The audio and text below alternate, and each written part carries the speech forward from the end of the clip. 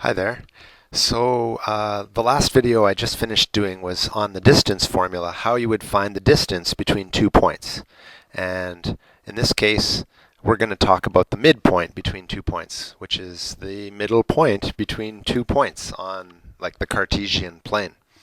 So the midpoint formula, really you could just use the distance formula, find the distance, and cut that in half if you just wanted to know the distance halfway. But I guess in this case, we want to know the actual midpoint, the actual point in between 2 points. So before we do that, let's quickly practice finding a number between two numbers.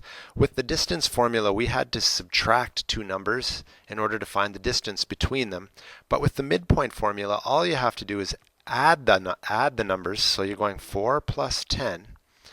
And when you get that answer, divide by 2. So 4 plus 10 is 14, divide by 2. So the number that's between 4 and 10 is 7.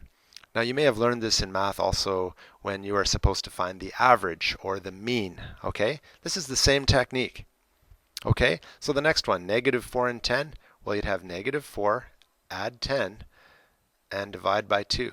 Negative 4 plus 10 is, and you have to be careful with these negatives here, but it would be 6 divided by 2. So the number in between negative 4 and 10 is 3.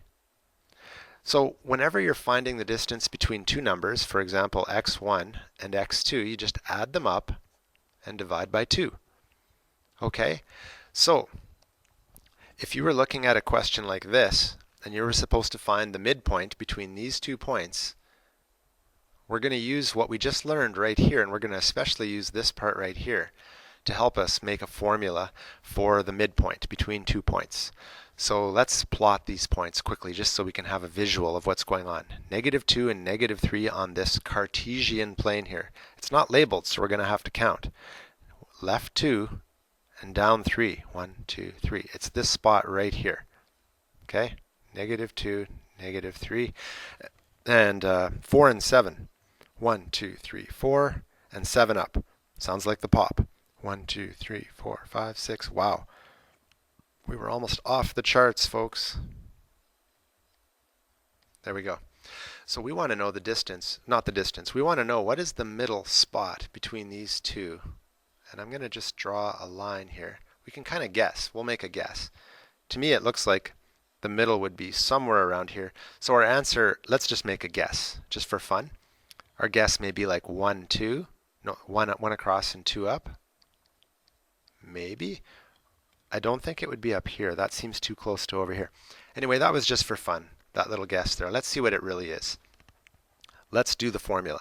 The formula, remember, to find the distance, so to find the middle between the y values, you would just add up 7 and negative 3. These are the y values right here.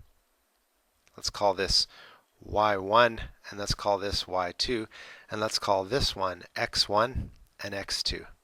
So remember how ordered pairs like this have x first and then y. Here's x first and here's the y. What we're going to do is add up. So here's the formula we're going to use. Add up the x's, x1 plus x2, and divide by 2. And that's going to be for the x value right here. And for the y value, we're going to do the exact same thing, just y1 plus y2 and divide by 2. And we should be able to come up with the exact point in the middle here. I'm so curious what it's going to be. So x1 plus x2, let's do that right now. x1 and x2 is 4 and negative 2. So 4 plus negative 2. Be careful with all these signs. And then for the y's, we're going to get 7 plus negative 3. 7 plus, careful, it's negative 3 divided by 2. And let's see what happens. 4 plus negative 2. Be really careful when you have signs like this. You have a plus and a minus together. You end up subtracting. Okay, it's like 4 minus 2, basically. 4 minus 2 divided by 2. Think about that. 4 minus 2 is 2. 2 divided by 2 is 1. That looked familiar, hey? That 1 looked really familiar. I wonder if it's going to end up being what I was hoping. So we know that's 1 so far.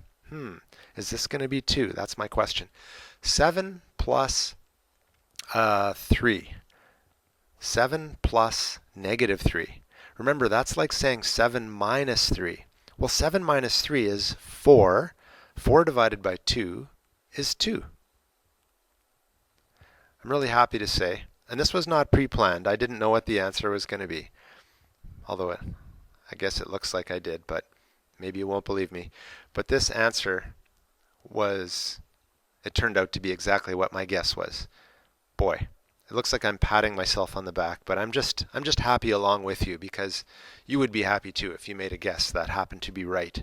And I'm not often right, so I got to enjoy this. Okay, so let's do another question, this time without graphing at all. Here's 2 points, and let's see if we can answer this question using the midpoint formula, which is all typed out right here. And the question was up above. I mean, no, the question is right here, but here is like what you would see in a textbook, okay? Anyway, let's use this formula. M for midpoint in this case. I don't know if you could be anything here. You could write the word midpoint.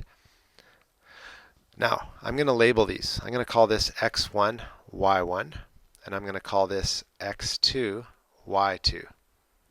Okay, x1 plus 2, that's like saying x1 plus x2 is negative 2 plus 4 divided by 2. I didn't really need that bracket there. Negative 2 plus 4 divided by 2. I didn't really need that there. Anyway, comma, and I'm doing it again by accident, but that's okay. It doesn't hurt. y1 plus y2. Negative 3 plus 7. Negative 3 plus 7. Divide that by 2. And soon we're going to have our midpoint. Negative 2 plus 4. That's like saying 4 minus 2 if you want to put it that way. And 2 divided by 2, because negative 2 plus 4 is 2. 2 divided by 2 is 1. And, oh boy, I'm sorry people. This is the same question we just did on the other page. Negative 3 plus 7 is 4, and 4 divided by 2 is 2. So I'm not quite sure. We ended up doing this question, even though we accidentally did it right here. And I kind of repeated myself. But maybe it's good. Sometimes repeating yourself is important. Do you really want me to do another question? Like, should I randomly come up with, should I make it really tough? Like some negatives? Negative 2, negative 5, and I don't know, negative 4, negative 3. There we go. Let's see what we would do. Well, remember, I'm not going to write out the formula right now, but if you remember correctly, we have to add up the x's. So we're going to get negative 2 plus negative 4 over 2, because we're dividing by 2, and then add up the y values. So negative 5 plus negative 3 divided by 2. And let's see what we get. Negative 2 plus negative 4. Be very careful with these things called integers. That's a whole nother video. So hopefully you're comfortable with that before you're doing this stuff. But negative 2 plus negative 4 is negative 6. Negative 6 divided by 2 is negative 3. And negative 5 plus negative 3 would give us negative 8. And negative 8 divided by 2 is negative 4. And here is the midpoint between these 2 points up here. Okay? And if you wanted to, if you were doing a test and you wanted to quickly just do a sketch of this, you could. You could say negative 2, negative 5, 1, 2, 3, 4, 5. You could quickly sketch that. And then the other one was negative 4 and negative 3 right here. And the midpoint between those two is negative 3, negative 4. 1, 2, 3, 1, 2, 3, 4. It actually works out. There's the midpoint right there. Hooray.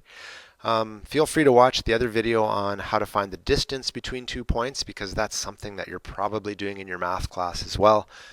And I will also have some other videos related to this subject. I'll try to include links somewhere on this very page that you're looking at right now. So I hope you've had a not too frustrating of a time listening to me, and I hope you have a good day. And good luck in your own math world. Take care, people.